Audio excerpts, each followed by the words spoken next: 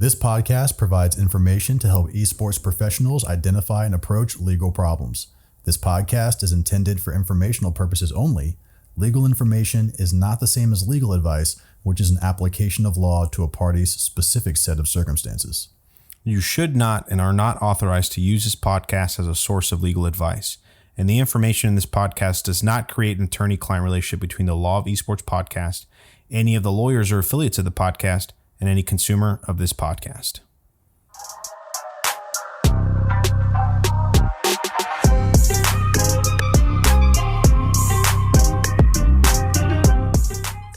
Welcome to the Law of Esports podcast, the number one podcast to discuss legal issues as they apply to the world of esports. My name is Jake Hicks, and I represent teams, leagues, and organizations.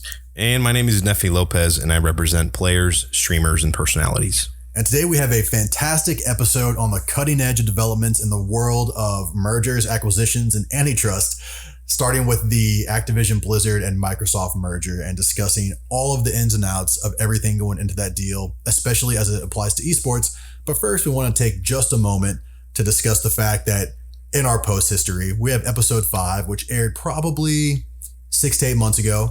And now we have episode 6 to 8 months later. And one of the reasons for that hiatus is because Nefi and I were approached and pitched by certain entities to acquire and carry the podcast and pay real money for it. And we discussed those issues and did not find an offer that we felt was worth it. So we are just going back to continuing the podcast as we always have with just us two. Now, I know that sounds like not the best excuse, but for those of you guys that are unaware, those deals to broker them takes months, takes a while. And so, we were heavily considering a few. Unfortunately, we have some non-disclosure agreements, so we can't discuss those organizations. But at the end of the day, we felt that the best thing is for us to continue staying individuals, or what's the word? Independent. And so we're just going to proceed as normal and continue releasing our episodes, hopefully in a much more consistent manner. Yeah, but thank you so much for listening. And it's really, really cool. And it's really fun to hear stories about people walking into friends or acquaintances at airports or whatever, and they're listening to our podcast. It's super cool to hear those stories. So please reach out to us on Twitter if you have any questions, have any ideas, or if you just want to say hi. And that's the Law of Esports on Twitter. We're also happy to see 2022, the new esports seasons that are coming about. CDL is kicking off this weekend. There's already been a few games played, a few disappointments, a few really cool games that have been played so far. And we're excited to be part of that season as well. Nefi and I will actually be in Dallas-Fort Worth at the Optic Home Series, March 4th through 6th. So if you end up at the Dallas Home Series at the Esports Stadium up there for that Optic Home Series, we're going to have face masks on because it's required at that event, but they're going to have the Law of Esports logo on them. If you see us, just walk up and say hi. We'll be happy to chat, and we're hoping to get a few episodes in while we're up there. So really excited about the new year of esports. Yeah. Just look out for a tall, strawberry blonde guy and a short, rounder Hispanic guy. And, you're going to see that's the magic duo of the Law of Esports podcast. I think we also, do we have VIP tickets or? We'll probably end up getting VIP tickets. Well, yeah, wherever. So the VIP tickets have the attached open bar. So you'll find us there. Yeah, if you are of age and visit the open bar at the esports event at the CDL Home Series for Optic, stop by. We'll probably be over there hanging out. But yeah, so Nefi, what are we talking about today? So let me give you guys a quick roadmap of today's episode. I know a lot of you guys are extremely interested in the very exciting subject of antitrust law. Just kidding. It's not very exciting, but it is important for everybody listening to understand what it means and how it plays a role in esports and just in the entertainment space overall. So today we're going to talk first, discuss an overview of antitrust law, what it means, what it is. We're going to then move on, talk a little bit about the struggles of Microsoft and the successes and struggles of Activision Blizzard. And then we're going to do sort of a mini analysis of antitrust and how it applies to the Activision Blizzard Microsoft acquisition. And then we're going to talk about how it uniquely applies to esports at the very end. So make sure you guys stay tuned, listen to the end. Our podcast episodes aren't very long anyways, but if you want to see how it plays a role, just, stick around to the end. Yeah. So as we get into antitrust law, it's an area of law that you don't really spend a whole lot of time on in law school. Matter of fact, you don't probably spend any time on it as a practicing lawyer unless you are working in the niche area of antitrust and corporate litigation and government affairs. So it's pretty rare. And I think that's why a lot of articles specifically on the Activision Blizzard Microsoft topic are so general. And so we want to go over what antitrust law is just so you have an idea. And this kind of came about in the Industrial Revolution, where you had companies who made the kind of common sense guess that if they got together and they made an agreement, they could control prices, control supply, and essentially control an entire market. So antitrust law goes back a long ways in American jurisprudence. And that's why one of the primary pieces of law that you'll see brought up in antitrust cases is the Sherman Act of 1890. That's when this originally came about. And basically, what the Sherman Act of 1890 prohibits is there's some elements to it. One is the existence of an agreement among two or more distinct entities, engaging in an activity that unreasonably restrains trade. The activity also affects interstate commerce. And so basically you can have kind of two kinds of violations out of this. You can have a per se violation, and per se is just legalese for automatic. And that means price fixing. So entities getting together to set prices. Horizontal agreements, which when we talk about horizontal and vertical, horizontal are companies that sell the same type of product in the same market, or they produce the same type of product to supply the same market. So think of it as, Exxon and BP with oil. Those are horizontal. And so if those two companies get together, that can implicate the Sherman Act. And then you also have kind of group boycotts, which don't really exist anymore, but there was once upon a time an area where companies could get together and all agree to not take supplies from a certain region or a certain company and destroy areas of the supply chain in order to get cheaper stuff. There's also a rule of reason violation. So there's per se, which is automatic, and then there's this concept called rule of reason, which is kind of a catch-all that says, you have to prove that the anti-competitive effects outweigh the pro-competitive effects. And we've seen this a lot with monopolies. Yeah. Now, before we talk about monopolies, which I'm sure a lot of you guys are well aware about what a monopoly is, let's slow it down just a little bit. I'm sure a lot of you guys are a little more well versed, with either the law or antitrust laws. I'm sure the Sherman Act is something you guys have heard of all. But what I'm going to do is I'm going to dumb it down a little bit more for you guys that are listening and have absolutely no idea what that means. Okay, so going kind of taking it back a little bit, antitrust, right? What does that word mean?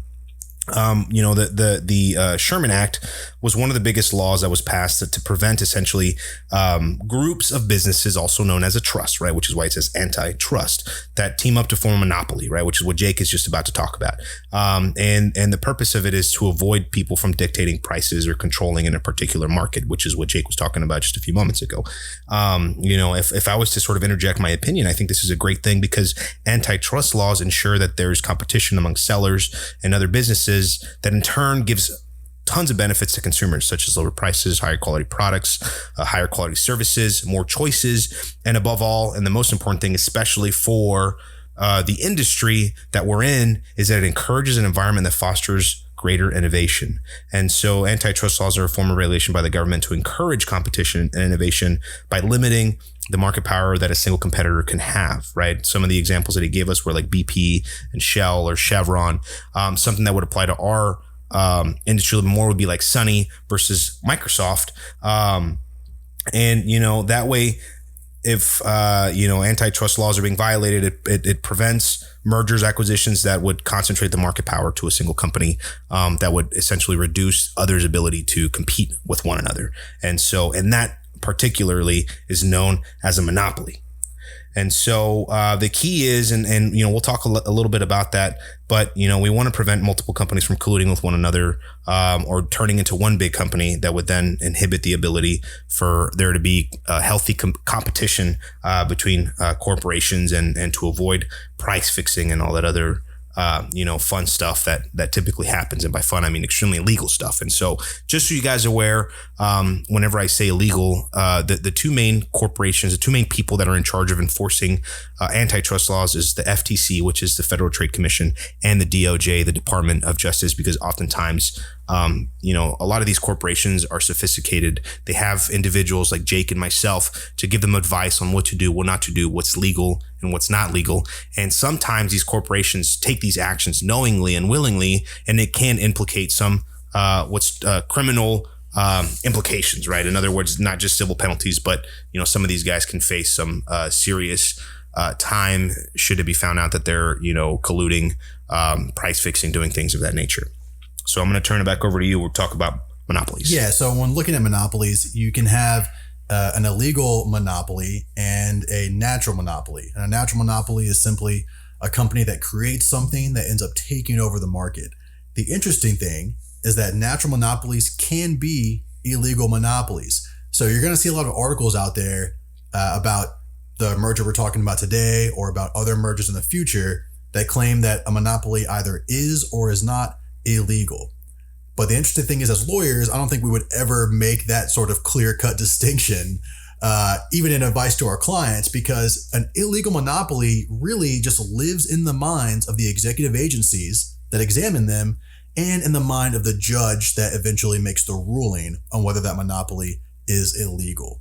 So if you see an article that says this merger or this company is an illegal monopoly, it's probably not a lawyer that's writing that.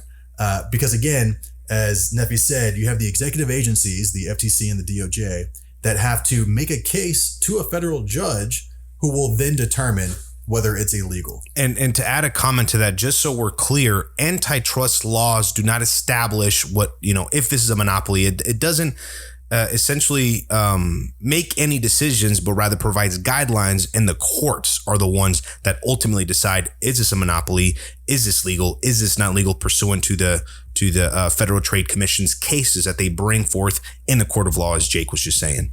Yeah, so when we talk about monopoly, there's a couple of cases out there that have determined kind of what monopolies are and are not, and those views have changed throughout time considerably. And so if we look at one very notable case of a monopoly that was challenged, we look at the AFL versus the NFL. Because we all love football. Yeah. So before the football NFL is what it is today, there used to be two competing leagues. There was a National Football League and an American Football League. And the AFL actually sued the NFL, saying they monopolized football through the 17 teams they had at the time in those 17 cities. And they say that they claim that the NFL monopolized football in those cities. Well, the Fourth Circuit in 1963 found that the market for football was not city-based, but nationally. It was based over the entire country. And that the NFL, being in 17 cities at the time, did not have a monopoly on the nation. And they ended up merging. There were still questions when the AFL and NFL merged, and they only merged through an act of Congress, literally, the Sports Broadcast Act. So it required the merger of football leagues to increase and not decrease the total number of teams. And so when it comes to sports, they live kind of in an interesting place in antitrust law. And I think there's two aspects of antitrust law that are really interesting that are very distinct. One is intellectual property and one is sports. If we look at intellectual property, courts have regularly said that controlling price through a legally obtained patent, either one that you develop yourself or one that you purchase for fair market value, is not a monopoly, but you cannot use control over that patent and that IP to control the price over other products that you don't own the IP to. So let me give you guys a quick example. I don't know if you remember several years ago, there was this guy that was notorious for essentially purchasing the patent of a very commonly used chemical and like EpiPens or in some medical medicine, some medicinal chemical, and everybody was making a big, stink about it. Hey, that's not fair. This guy owns a patent. He raised the prices significantly, and people were like, this is a monopoly, this is illegal. And the government said, hey, it's not a monopoly. And that's precisely because of this particular term, that controlling a patent is not a monopoly, right? In other words, if you make a patent for, let's say, like, the toilet paper holder, you are entitled to set your price at whatever price you want to set it, just because you're the only person in the United States and arguably the planet that can make this particular thing doesn't mean that you own a monopoly. So it's important to understand the distinction in intellectual property, because that's something that we see very commonly, that, hey, that's a monopoly, when, in reality, there's a distinction for intellectual property. And one of the ones that we're going to talk about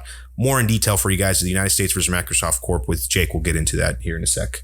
Yeah, so Activision Blizzard and Microsoft is not the first time that Microsoft has been in hot water for an antitrust issue. It's impossible when you're that big to stay out of hot water. Yeah, and one of the landmark cases in antitrust law is United States versus Microsoft Corp. And that was appealed from a 1998 case, and there was a decision from the DC Circuit Court of Appeals in 2001. The issue in that case was whether Microsoft was allowed to bundle Internet Explorer, the web browser that everyone kind of hates, with its Windows operating system.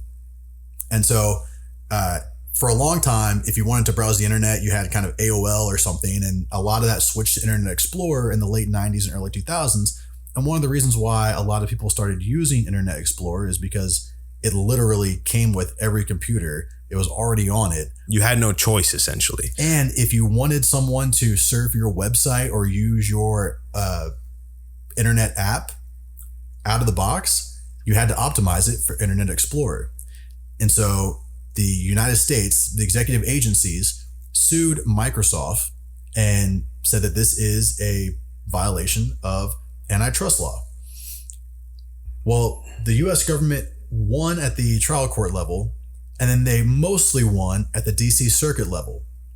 The problem was that some of these technological issues with Internet Explorer had many technical aspects to them that made reworking the system pretty difficult. So ultimately, Microsoft settled and agreed to provide programming interfaces to third parties. They agreed to extensions on that settlement, and that settlement was ultimately approved with some dissents from the executive agencies trying to enforce them. But the important part is that since 2001, there's been kind of a theme throughout IP and antitrust law where if the technology was advanced enough, you could avoid most antitrust enforcement because you didn't necessarily fit into these horizontal control frameworks, nor did you really fit into vertical control frameworks.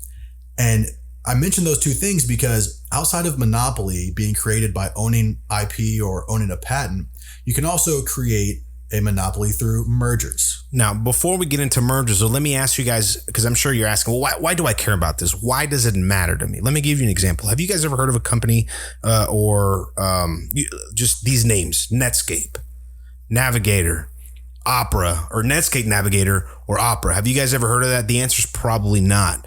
In case you guys didn't know, those used to be web browsers that were competing with Internet Explorer back in the day. And because of the way that Microsoft was setting up their software, in other words, the only way that you can use right out of the box was Internet Explorer, it essentially inhibited the ability of other arguably or potentially better web browsers back in the day. And because of the way that Microsoft was set up, it essentially buried those guys, and they never were able really to make a competitive attempt to acquire customers. In other words, if it was not for a case just like the United States versus Microsoft Corporation back in 2001, it could be very well possible that we would have, Google Chrome, Firefox.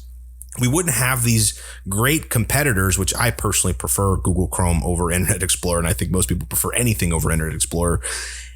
But for these cases that are being decided where the court is applying antitrust law, we wouldn't have a lot of the things that we have today. And so it's the reason why I bring this up is it's important for you guys to keep in mind that antitrust laws are important and you should be somewhat aware of them. so that way you can kind of see it in real time. Oh, this is happening, especially now that we're going to move on and talk a little bit about mergers. See how it applies to a deal like the $68.7 billion acquisition of Activision Blizzard by Microsoft. Yeah.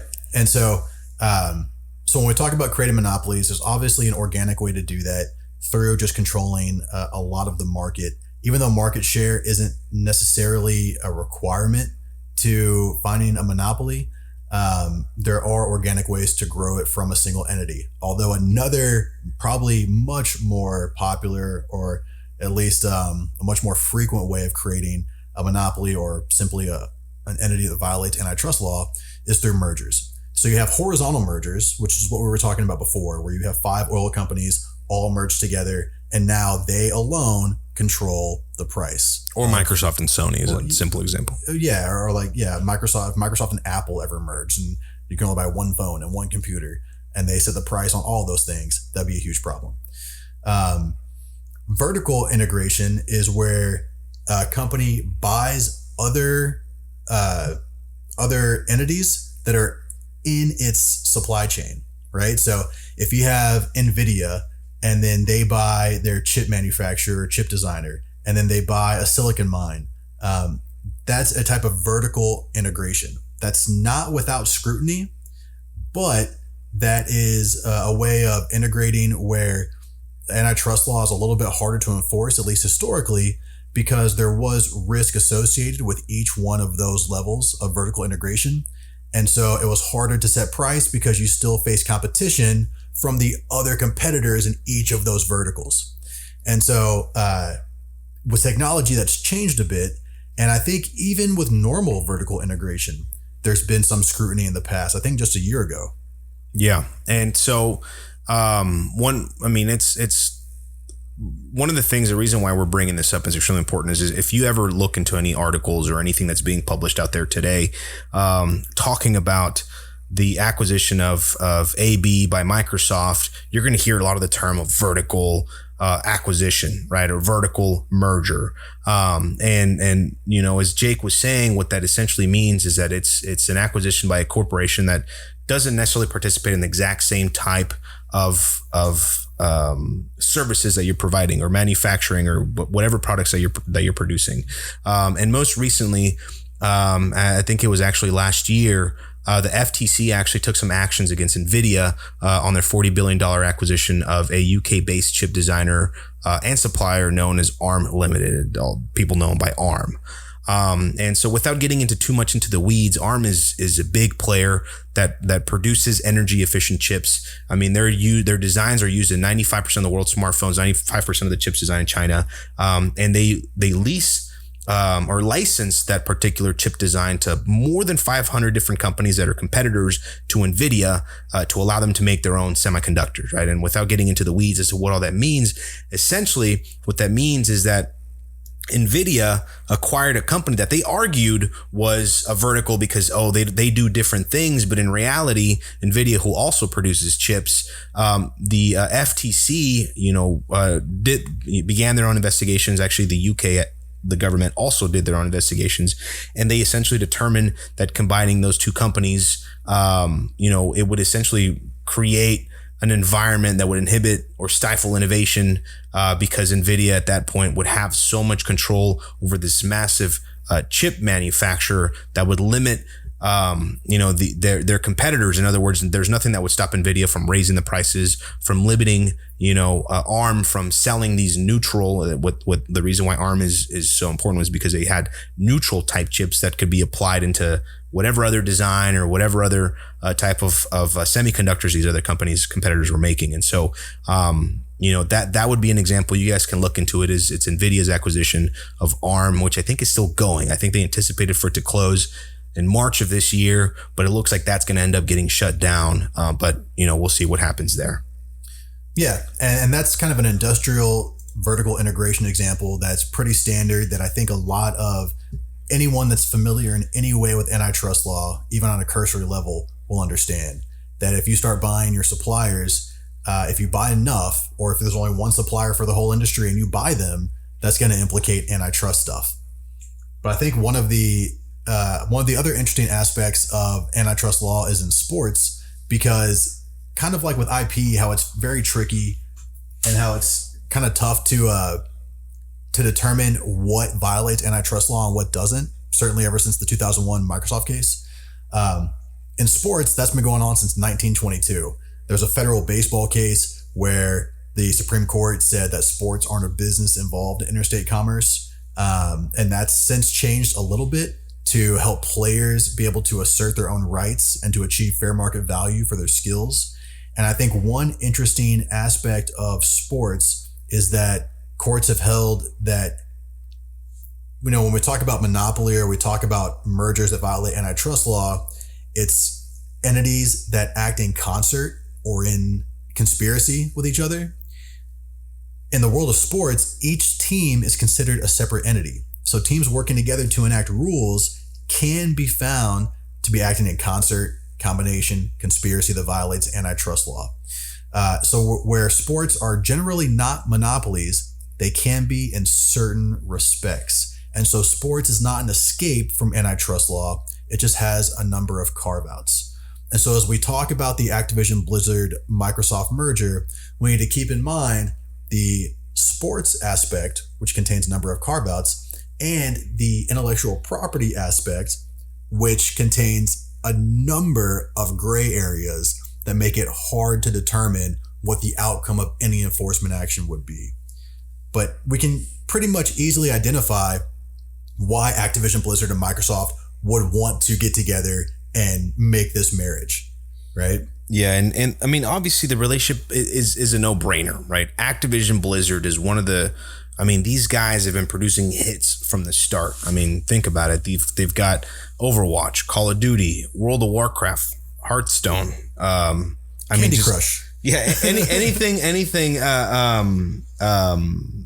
StarCraft. I'm sure some people are cringing right now because I forgot StarCraft, but you know, this is a massive player, right? And I'm sure you guys are asking yourself, well, you know, didn't Microsoft acquire Bethesda last year or a couple of years ago? Why didn't you talk about then? And not that it wasn't important, but you know, we're talking about a massive acquisition. I mean, we're talking about $70 billion here, which is, you know, about 9 times more than the acquisition of Bethesda. And you know, one of the things you have to understand is that just because the corporation Microsoft has acquired or has signed a deal with you know, Activision Blizzard, that doesn't mean that it's done, right? It takes a long time, and you know, everything in order to be completed has to go through all types of regulatory hurdles. And so this one in particular, you know, could take a while before, you know, everything is stamped okay, which is what we're going to talk about next, right? Will this you know, eventually get passed or not? One of the things that we have to kind of take a look at is a type of mergers, right? Activision Blizzard is a video game developer, right? They create games. That's what they do. They don't create consoles, right? They don't make a Nintendo, PlayStation. They don't have their own version of a console or a next gen console, whatever you want to call it. Their sole purpose is creating games and creating environments to where those games could be competitive, right? Such as, you know, the Hearthstone Grandmasters, World of Warcraft Arena World Championship, Overwatch League, Call of Duty League. You know, these guys, what they do is games and creating environments for the games. Microsoft, on the other hand, is a massive, one of the largest corporations on the planet. And, you know, their focus is a little bit different, although they do dabble, right? And I say dabble because, you know, they have their own exclusive titles that they have, you know, in-house developers that are making things such as Halo, you know, Gears of War, some of the other exclusive games. You know, one of those things is that, and I don't think Microsoft actually owns Gears of War, but it's important to understand that they are not a game developing company. And so whenever you're out there, you're doing research, you're looking into it, you'll see that most experts are saying, well, this is a vertical transaction, meaning because Microsoft isn't necessarily a video game developer, right? Like Activision Blizzard, people saying, oh, there's not going to be a problem. It's going to be accepted right away because it's a vertical transaction, right? And I mean, you can look it out there. You'll see there are plenty of articles out there by people like, you know, the PC PC Mag and what was it? What was the other one? Kotaku, I think, was the one that you were reading. Yeah. And so the merger is interesting because if you think about antitrust law and especially the world of video games, I think it would be hard to argue that Activision Blizzard and Microsoft getting together creates an unfair market in the world of just video games. And I think that's why you've seen a number of articles out there taking a very surface level view of this and claiming that there's probably nothing wrong with this merger and that it's probably not going to see any sort of intense scrutiny or the imposition of an enforcement action to determine whether or not it really is in violation of any sort of antitrust law. And the reason why we bring this up is because that sort of superficial overview that a lot of these lawyers are giving these, articles or these websites that are heavily read. A lot of people, just like yourselves, are looking for information.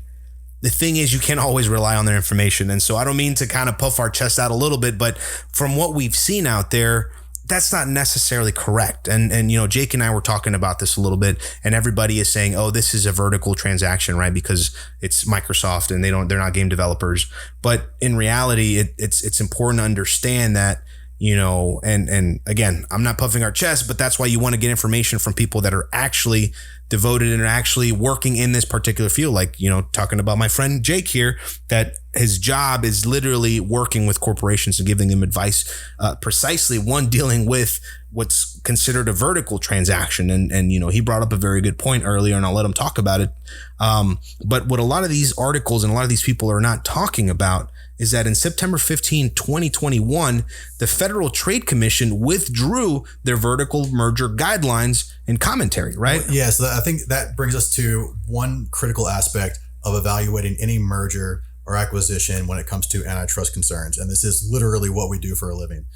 You have to look at the environment in which the transaction is taking place. So you can't rely on the AFL versus the NFL case from 1963, even though it is a Supreme Court case, or it's a circuit case, and there's other Supreme Court cases out there. The environment has changed, and the enforcement has changed, and the guidelines have changed. And they changed very quickly. For instance, in 2020, the Trump administration put out new guidelines for vertical integration. Less than a year after that, later in 2020, those guidelines were withdrawn by the FTC in September of 2021. September of 2021, the vertical integration guidelines were withdrawn. And specifically, there was a press release in which they withdrew those guidelines. And in that, the FTC says, going forward, the FTC will work with the DOJ to update merger guidance to better reflect market realities. The FTC majority statement lays out several areas for consideration in that review. They want to explore and provide clear guidance on characteristics of transactions that are likely unlawful, and they will look at ways to provide guidance on ineffective remedies. And then they will also look to expand on the harms identified in that 2020 vertical merger guideline and consider various features of modern firms, including in digital markets and impacts of mergers on labor markets. This is massive. It's not only this September 2021 press release. We're recording this podcast on January 23rd. 5 days ago, on January 18th, the FTC had a press conference and they issued another press release. So remember how we talked about horizontal mergers and vertical mergers, and generally vertical mergers are kind of okay. Well, September 2021, the FTC says they are going to look at characteristics of transactions in digital markets when they withdrew the vertical merger guidelines. January 18th, 2022, the FTC comes out again, and they say that the antitrust laws charge the FTC and Justice Department with preventing mergers that may substantially lessen competition or tend to create a monopoly. They say that merger guidelines are frameworks for the analysis of mergers under antitrust laws.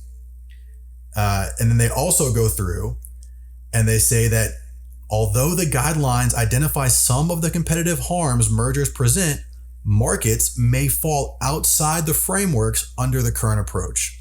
And those frameworks being vertical and horizontal mergers. So now we have a merger in Activision Blizzard, which isn't necessarily horizontal. It's also not necessarily vertical, especially because if you just take video games as they are, sure, that market's massive. But look at the video games that Nefi identified, particularly with Overwatch, with Call of Duty, with Halo. Just those 3 games alone, first-person shooters, they're kind of in the same market. A lot of people will play all those same games. And so we're not looking at video games as a whole. We're looking at what are the games, what is the market for those games, and also how are you getting those games? That's, I think, what makes up a big part of this analysis. And with something like Xbox Game Pass, if you have a streaming service where Microsoft wants to, quote unquote, be the next sort of Netflix of games, if they develop Game Pass where they're exclusively offering a subsection of the market and control everything about that subsection of the market, I think it's a really interesting case for determining whether it sees a government action for an enforcement review. Right. And although, again, it's not as black and white as you would think, right? A lot of these lawyers, right? Like the articles that I was mentioning, I think we had, who is a PC Gamer has an article named "Will Microsoft Acquisition of Activision Blizzard Go Through?" We asked a lawyer, and in that sort of article, the lawyer presented a very short analysis that said, "Oh, well, this is a vertical transaction, so it should be okay," right? There's another, article where these guys are just talking about it, but it's really not that simple. And so, one of the potential issues that you can run into is, as Jake was saying, is that a lot of the games that Activision Blizzard developed are the largest and probably arguably the most popular games that exist and that people play. In other words, if you go and you see what people are playing, a large significant portion of them are games by Microsoft and games by Activision Blizzard. And so although Microsoft doesn't have a monopoly on the particular games that are being developed and the games that are being played, there is an argument to be made and I think it's an argument that the FTC will make, is that the market share is significant enough to where it could create and it could stifle innovation and competition in the field. In other words, if Microsoft, let's say, make Overwatch, Call of Duty, World of Warcraft, all those things exclusive to Xbox and PC, it would greatly, greatly, greatly cripple Sony's ability to compete with a corporation like Microsoft. I think actually whenever this deal went through, I think Sony's market, their public value dropped like $20 billion, something like that, because investors could see the risk of potentially Microsoft having the ability to do that, having the ability to make these games exclusive, and which we'll talk a little bit more as to how that affects esports, because that makes a big has a big effect on esports. But it's important to understand that this deal isn't so black and white. Everybody's like, "What's a vertical transaction? So it's going to be fine." Not necessarily, but time will tell. And as Jake stated earlier, we can't give you an opinion, right? Because us as lawyers can't tell you this is a surety, which a lot of these guys that are out there that are in the field of esports, drafting their contracts, not really participating in litigation, which is what Jake and I have our unique skill set, is that we don't just argue the drafting and terms of a contract, but we actually litigate them and understand that they're unknowns. The law consistently changed. The regulations, I mean, literally over the course of months can change. And so it's important to be up to date as to what's the hottest and the newest laws and regulations that are being passed. Yeah. And the FTC's vision of enforcement has changed within the past 6 months pretty substantially. And so there's a bolded bullet point in the FTC's January 18th press release that says unique characteristics of digital markets. So this is areas where they're trying to focus their guidelines to make sure they can regulate them effectively. And under the bullet point that says unique characteristics of digital markets, it says the agencies seek information on how to account for key areas of the modern economy like digital markets in these guidelines, which often have characteristics like zero price products, multi-sided markets, and data aggregation that the current guidelines do not address in detail. So the FTC is specifically targeting those applications and those parts of technology that implicate areas of the market where you may not have traditional price fixing and you may not have traditional integration that gives a company complete control over certain products.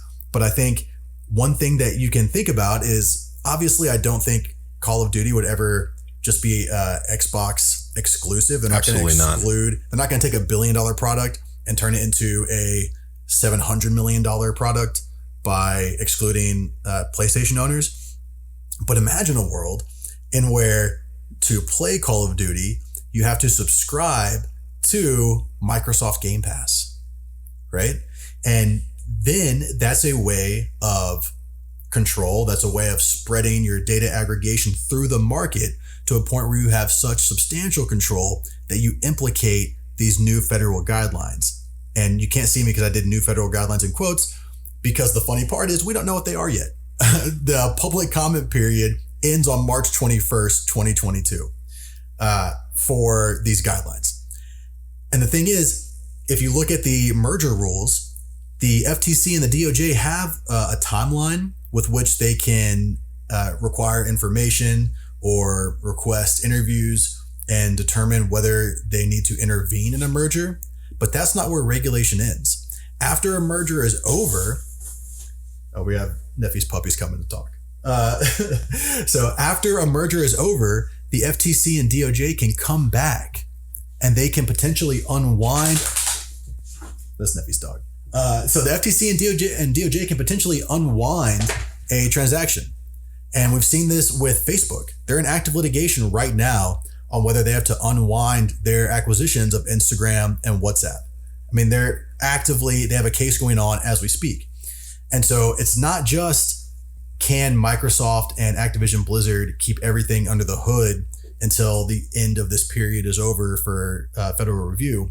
It's that if they do anything in the future, near or far, that can come back and implicate federal antitrust enforcement. Right. And I know you guys, if you guys were following our roadmap of the episode, I know we kind of got a little bit jumbled up with our second and third point, which is how antitrust applies to Microsoft and the AB deal. Let's talk about the good thing, right?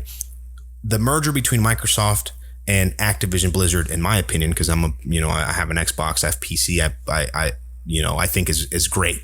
There has been a lot of shortcomings with Microsoft, even though they're one of the world's largest corporations, and Halo is a loved all around franchise. Microsoft, as we all know, has had some shortcomings when it comes to developing games, right? You expect better from them and you don't necessarily get it. Something that Activision Blizzard is very good at. I think especially in the modern games as a service model, I don't think Microsoft has been very good with that. I think in the past where they've expected a title to launch with kind of everything it needs, it's fine. But Activision Blizzard has really created its own market where you release a game that may be bare bones at first, but you tell the player base to stick with you and they'll get more maps, more skins, more everything. And all those things may cost a little bit of money. Yeah. But which is what they lack, right? I mean, I'm sure we're all well aware, and it's kind of bummed that we didn't really get to make like a hot off the press episode on the whole Activision litigation whenever Activision Blizzard, specifically Blizzard, was getting sued by the toxic culture and of the things that women were experiencing in the workplace at Blizzard, which has greatly inhibited their ability, or I guess their reputation, in the market. And then, that coupled with COVID, which has had a dramatic effect on esports, and we all know that esports has been suffering due to COVID because they had to cancel live events. And so, and the reason why we say that is because Activision Blizzard, being, the developers of the Call of Duty League, Overwatch League, World of Warcraft. I mean, these guys are the main guys when it comes to whenever you think of esports, because a lot of these games are some of the most consumed and the most viewed esports games And so, as Jake said, getting some money from Microsoft, which is a multi-billion-dollar corporation, and I'm not talking about like 30, I'm talking about hundreds of billions of dollars. They have plenty of money that they're going to pump into esports, right? Including tournament winnings, events quality, stream quality, production quality. The fact is that they have the money to throw at,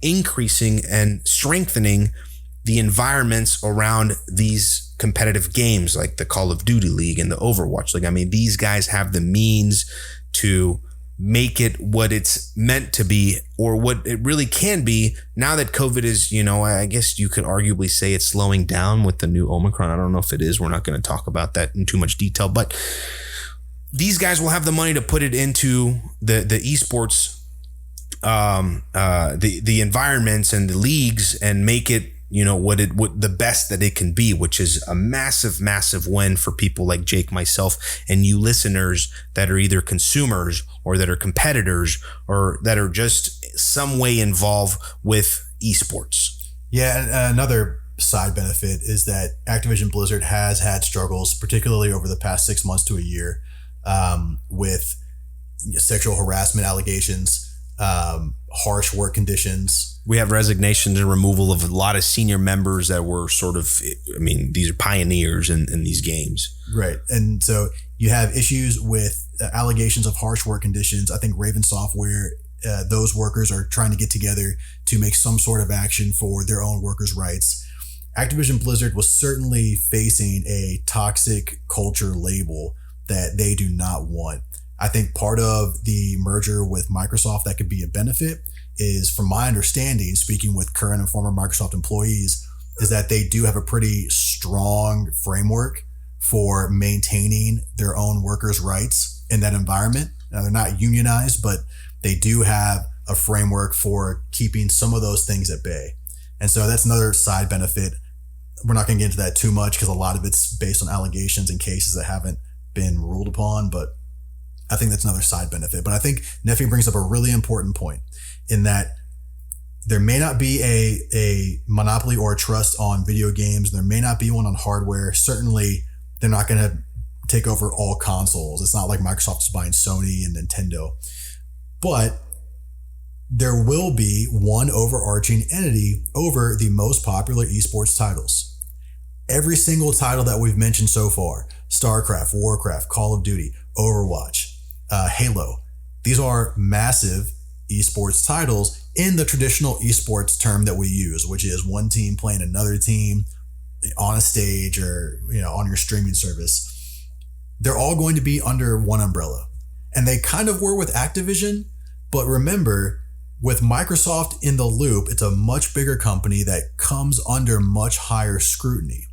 And so I do think that to the extent that esports teams, or perhaps even giant esports companies like the European esports tournament organizers, I think in dealing with all of these esports titles and the leagues that are now under the Activision, Blizzard, and Microsoft umbrella, I think there could be antitrust concerns in dealing with those esports leagues, right? Because now you have all the leagues, not all the leagues, but many of the leagues under the same company. I think the only ones you're missing in terms of major esports titles are League of Legends and Counter-Strike. Yep, Counter-Strike. And that's probably it, right? And so in dealing with esports leagues, I think you may see the attraction of some antitrust concerns. And I think that's one aspect that not a single article I've read identifies. They don't look at this through an esports lens. They don't think about it through a sports lens because they believe that A, esports maybe aren't important enough in this grand corporate structure, and B, there's enough carve-outs in antitrust law to where sports aren't really a factor. But I think this is a gray area that needs to be talked about more. And I'm glad we're talking about it here because I bet when you see European or even US-based tournament organizers, league organizers, and enforcement frameworks deal with the new Activision Blizzard Microsoft, you're going to see a concert of action among those leagues that can attract enforcement.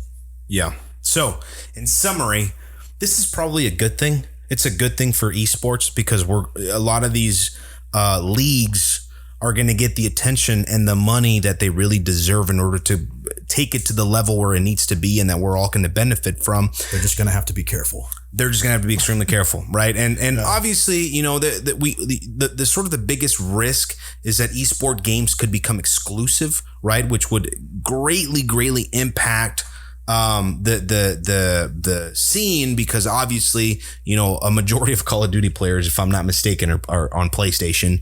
A lot of them are moving to PC, of course, but Call of Duty has been significantly more popular on PlayStation than Xbox. And if it was to become exclusive, that would cripple that particular scene. Now, to realistically speaking, though, you know, Phil Spencer, who's essentially the guy in charge of Microsoft Gaming, the CEO of Microsoft Gaming, I don't know what his particular title is, has said that, you know, games that are being played on PlayStation are likely not to become exclusives because Microsoft just simply has no intention to pull communities away from the Sony platform. And so, you know, they're in writing saying, you know, they're in writing saying, Nefi's dog nuts over here. in writing, they're saying we're not going to do what everybody's worried they're going to do, but that isn't, you know, that doesn't stop them from doing it if they wanted to, assuming the FTC approves everything going. And, you know, we don't know what's going to happen. And so only time will tell. And, you know, with that being said, I'd want to open the floor to Jake to see if you have any closing comments, so that way we can wrap up this episode and talk about what's going to come up next.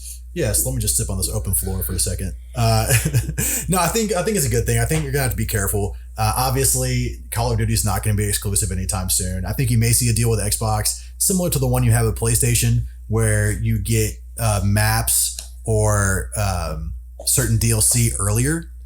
But I don't think you're going to see a situation where it becomes exclusive. And I think that concern should probably be the least of anyone's concern on their mind. I do think that in terms of eliminating sort of nascent competition with game streaming services or with game developers, I think that's much more of a concern. And again, I think people have really underestimated the impact this will have on a coalition of esports leagues potentially dealing in concert with countries and other organizers that span across countries. So yeah, I mean, thank you for listening to us talk about antitrust. This is probably the only time where I've talked about antitrust and tried to make it somewhat entertaining. Exciting, yeah, which is difficult. I do think it's fascinating in this context because a lot of people are talking about it and a lot of people are kind of missing the mark. Yeah. You know, on the concerns, and especially with the recent developments and the wrinkle that esports throws in there. I just think it's monumentally fascinating that this is all happening at the same time, where you get a change in the regulation framework. There's guidelines that don't exist yet.